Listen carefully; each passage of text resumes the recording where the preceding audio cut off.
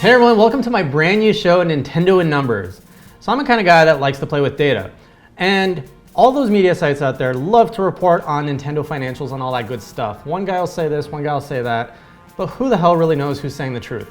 So I'm just gonna take the data, turn it into some fun graphs for you guys, and then we can talk about it. How's that sound? So we're gonna make this really easy. Last week, Nintendo released their 2014 financial numbers, showing how much money they lost, how much they made, all that good stuff. So we're gonna start off really simple with look at the net sales. Now Nintendo reports all their numbers in the Japanese yen, which is of course their currency. I'm converting all that into US dollars just because we're in North America, and if I did in Canadian dollars, half of you wouldn't even care or watch the show. So because of you guys, I'm doing this in US dollars. First chart we're looking at is the net sales. There is no denying it. You can easily see over the last 5 years, Nintendo has been bringing in less money year over year. 2011, FY3, so what you're seeing at the bottom here, actually represents year ending March of that year. So FY3 2011, that actually means March 2011, but it includes the majority of 2010. So you can spin this any way you want. Nintendo was looking at $10 billion coming in that year, and ever since then, it's just been declining year over year.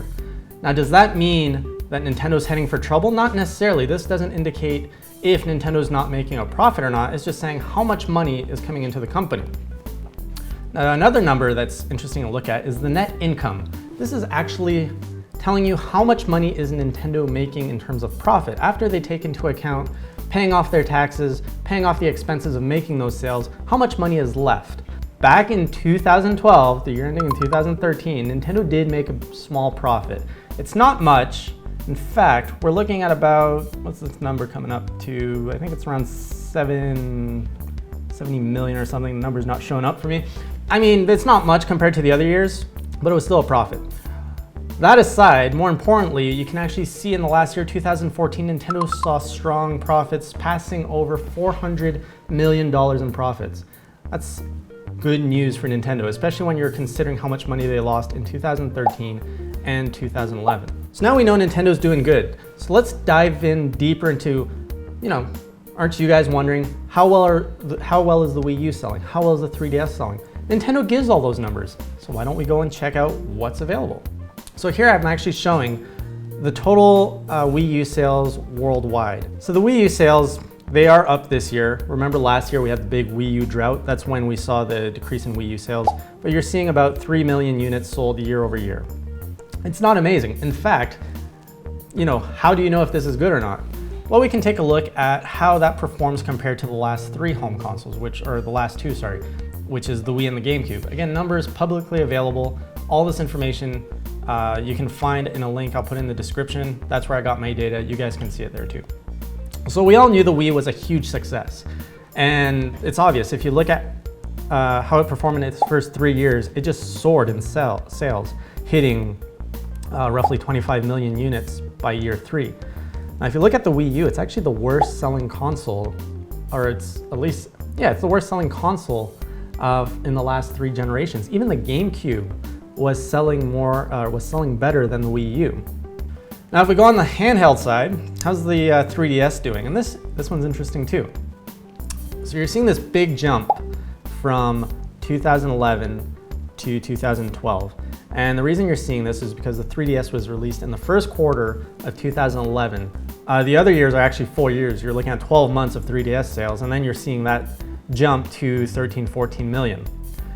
Now, an interesting thing to see here is while the 3DS is being known for being an amazing console, it's selling well, its sales is also just going downhill ever since it peaked back in 2012 or year ending 2013. Which again makes it a bit clearer maybe why Nintendo seems so eager to release the new 3DS. I remember myself, I was skeptical last year when the new 3DS came out, but seeing this data, I start to understand that, yeah, maybe the 3DS, it's time to introduce something new to, boost those sales up. Now let's do the same thing we did for the Wii U. How does the 3DS sales compare to its previous 2 generations? We can see, and this too is interesting, I did not expect this. So if we look at sales, how many units sold of the 3DS, the original DS, and the Game Boy Advance, the 3DS is the worst selling handheld.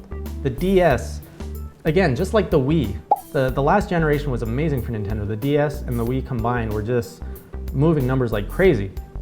I'm actually surprised that the 3DS is not outselling the Game Boy Advance when you're comparing its first 5 years. But it is what it is. 3DS moving less numbers than the Game Boy Advance. So if you didn't know, now you know. And the final chart I have for you guys is a ratio chart. Well, if we look at the ratio of sales between Japan, the Americas, and others, so the other includes Europe, Australia, and all that, it's true. You do see that the majority of the Wii U is being sold in the Americas, which includes North and South America, with roughly 55% of all Wii U's sold is in that territory, whereas Japan only accounts for about 15%, and you're seeing about 30% elsewhere.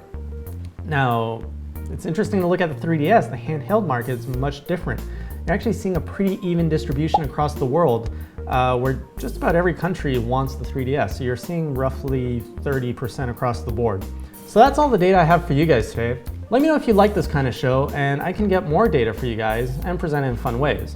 If there's anything you'd like more than another, let me know in the comments below.